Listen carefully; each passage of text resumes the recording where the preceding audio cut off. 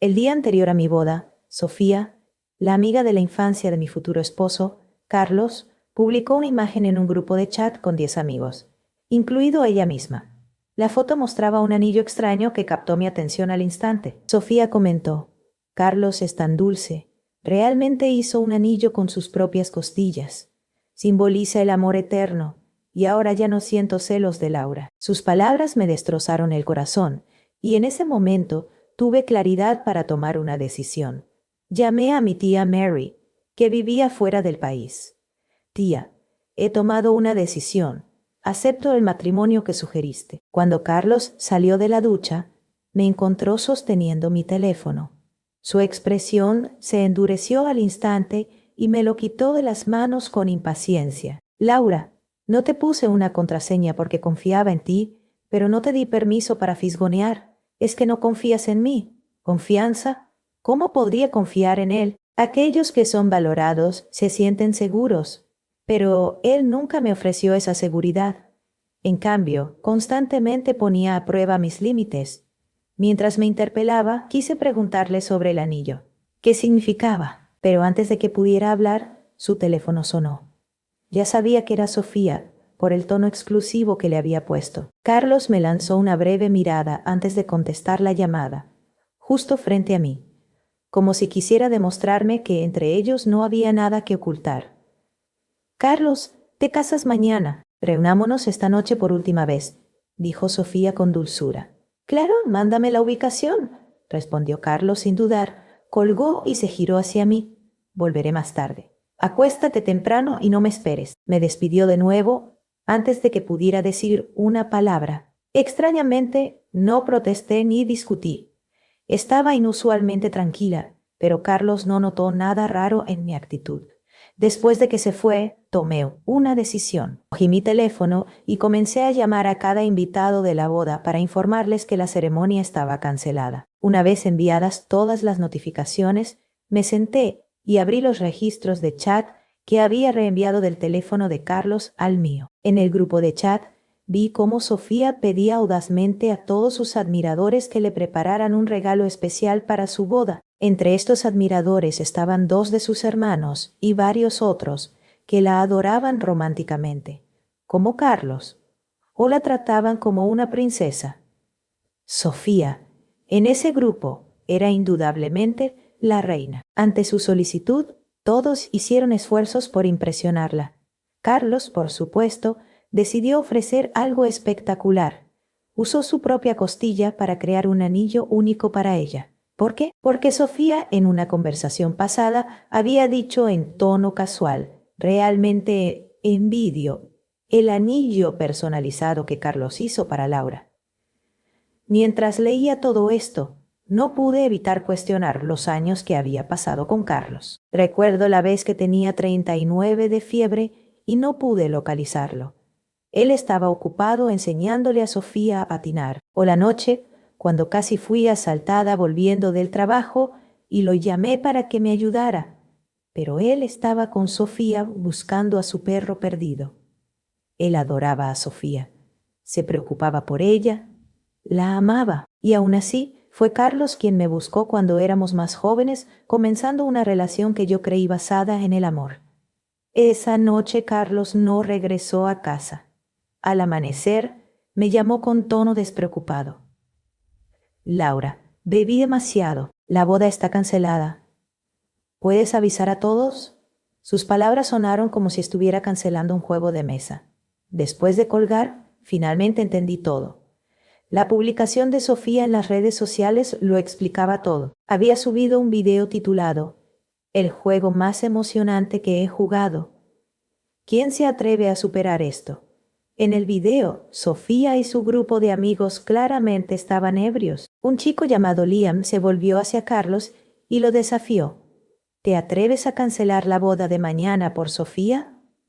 Los demás se rieron y abuchearon, mientras Sofía lo miraba con una sonrisa expectante. Carlos la miró con afecto antes de volverse hacia el grupo y decir, con una sonrisa burlona: ¿por qué no me atrevería? Laura es como una muñeca de algodón, no se enoja por nada, además, no puede vivir sin mí. Solo es cancelar una boda. Sus palabras me aplastaron. Era cierto, tal como Carlos lo describió. Había sido como una muñeca de algodón, soportando todo lo que hacía o decía sin mostrar dolor ni enojo. Recordé vívidamente el día en que Carlos bromeó frente a sus amigos, incluida Sofía. Laura es huérfana, no querida por nadie, amada por nadie. Mientras la trate un poco mejor, no me dejará. Es prácticamente mi esclava de por vida. Esa vez estuve presente, aunque algo mareada por el vino que había bebido. Fingí no haberlo escuchado.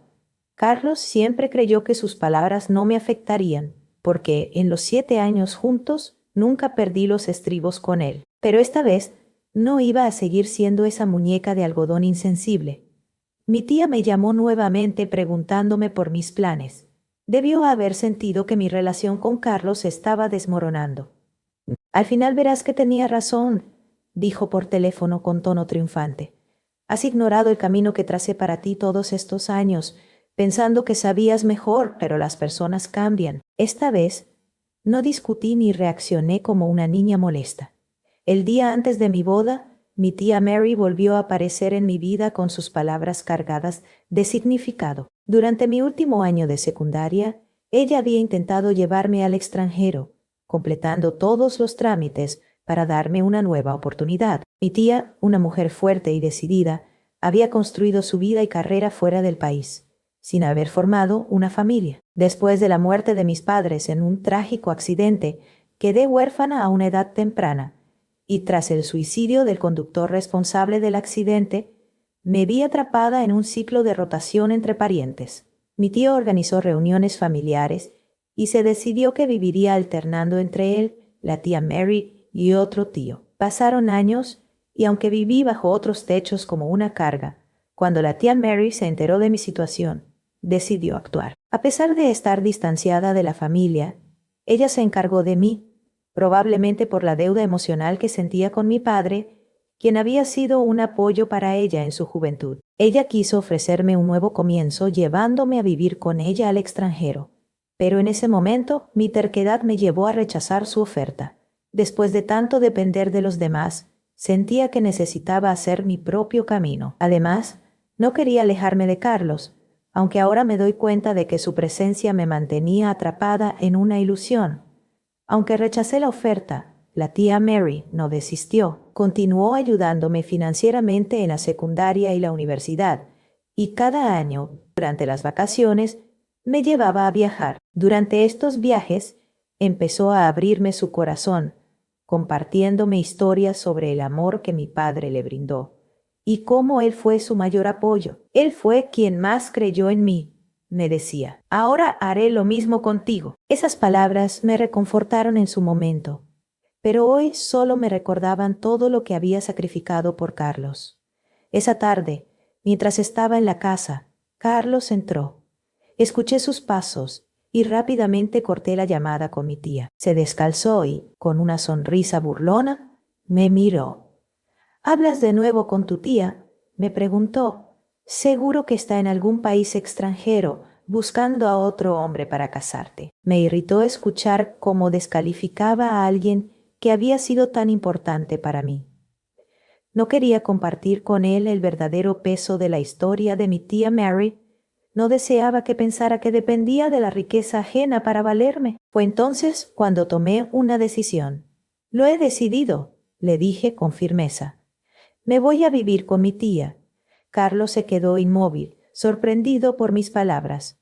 Luego se rió como si todo fuera una broma. ¿Vas a casarte con un viejo del extranjero?, se burló. No te enojes. He reprogramado nuestra boda. Será el próximo lunes. No cambiará. Al ver su indiferencia, recordé lo que había pasado la última vez que canceló una boda. En esa ocasión, sus padres y algunos amigos cercanos fueron informados, y él dijo que el tamaño de la boda no importaba si no te casabas con la persona que amabas realmente. En ese momento me di cuenta de la verdadera naturaleza de Carlos, de cómo sus palabras y sus actos siempre habían reflejado su indiferencia hacia mí. A pesar de que había creído que él se preocupaba por mí, la verdad era que él nunca me había dado la seguridad que tanto necesitaba. Pensé en lo que había sucedido cuando trabajaba medio tiempo en la universidad y cómo había sido casi violada. Carlos reaccionó con furia, y aunque eso fue una muestra de su protección, me sentí profundamente decepcionada al ver cómo su comportamiento se había vuelto cada vez más superficial y egoísta. Esa noche, mientras estaba en la cama, mi mente no podía dejar de pensar en los momentos que había compartido con él.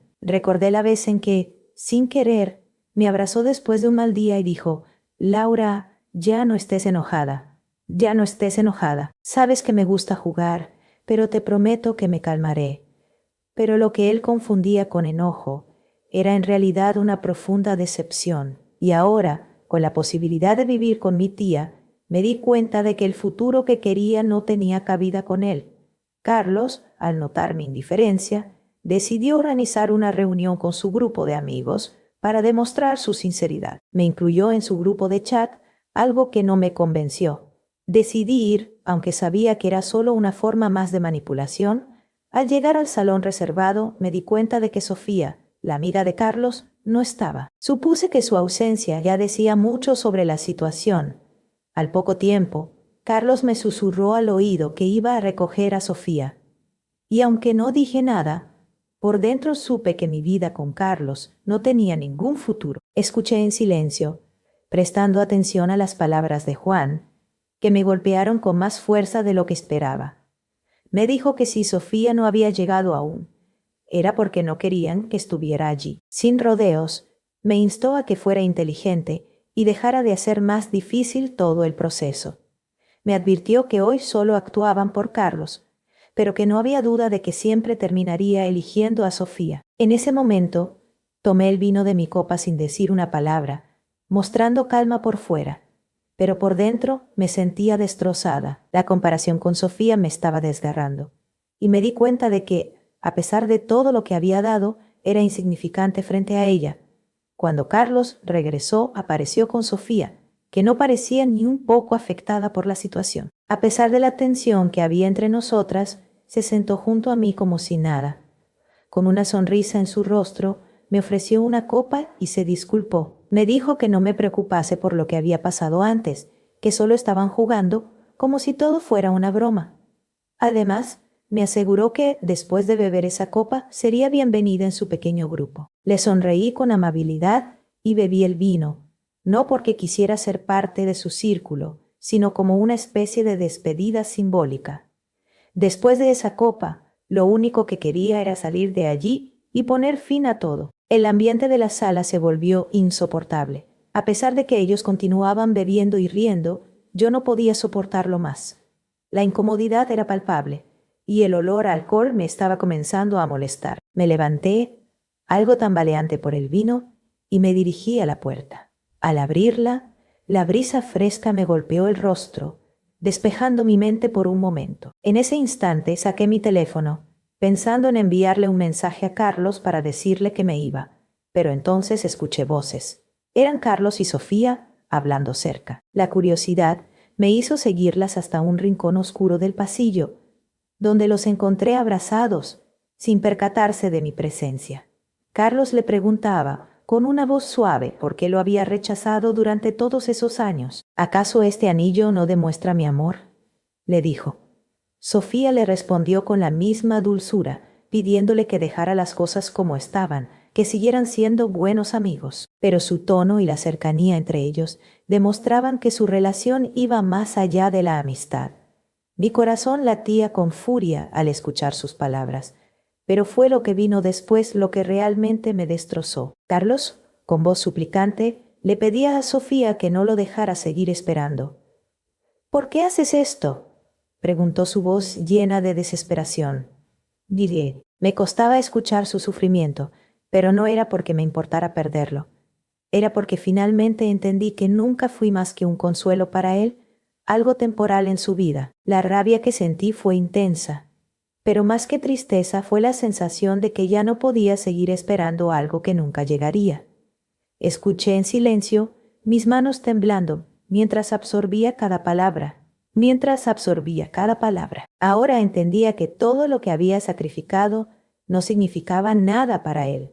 Cuando Sofía le respondió que siempre lo había querido, pero no de esa manera, Me sentí como si todo se estuviera desmoronando a mi alrededor. Su voz suave era una fachada, y lo que más me dolió fue ver cómo él se entregaba completamente a ella, como si yo nunca hubiera existido. Permanecí oculta en la sombra, respirando pesadamente mientras la rabia crecía dentro de mí. No era tristeza lo que sentía, sino furia fría, calculadora. Si iba a destruirlos, necesitaba más información. Cada palabra que salía de sus bocas era una nueva pieza del rompecabezas que me daría la oportunidad de acabar con todo. Con cuidado, me alejé de ellos antes de que pudieran notar mi presencia. Mi mente trabajaba a toda velocidad, conectando todas las humillaciones que había sufrido. Cada palabra cruel, cada desprecio. Ahora tenía un objetivo claro: hacerle sentir todo lo que yo había soportado durante años.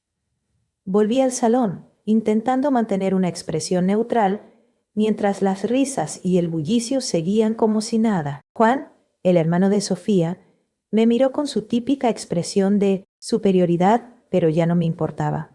Estaba lista para jugar mis cartas, para no quedarme más tiempo en silencio.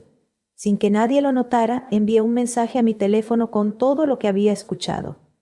Ese sería solo el comienzo. Ahora que sabía lo que necesitaba, estaba lista para acabar con todo, sin compasión. Cuando Carlos y Sofía regresaron, ella llevaba una sonrisa amplia en su rostro, mientras él evitaba mirarme. Me contuve de hacer una escena, pero sabía que debía ser cautelosa. Esta vez no me limitaría a llorar en silencio. Ya era hora de que ellos supieran lo que realmente significaba para mí. A medida que la noche avanzaba, me di cuenta de que los demás seguían interactuando conmigo con una falsedad palpable. Las disculpas que me ofrecieron no eran nada más que un teatro. Fue entonces cuando comprendí que nunca fui parte de ese círculo, y lo más probable es que nunca lo fuera. Pero eso ya no tenía importancia, porque ellos no sabían lo que había planeado. Mientras los veía brindar y reír como si todo estuviera bien, empecé a trazar mi estrategia. Utilizaría su propia arrogancia y sus secretos en su contra, y lo haría de una manera que jamás olvidarían. Los días siguientes fueron una lección de paciencia. Sabía que debía proceder con cautela.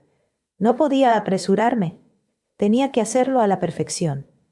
Mientras Carlos pensaba que yo estaba ocupada empacando para mi mudanza al extranjero, pasaba horas revisando los chats que había copiado de su teléfono. Encontré información que podía ser devastadora si la utilizaba con astucia: las conversaciones entre Sofía y sus admiradores, los comentarios despreciativos de Carlos hacia mí, y lo más importante, las mentiras que compartían sobre nuestra relación. Sofía estaba en el centro de todo, y Carlos era solo una pieza en su juego.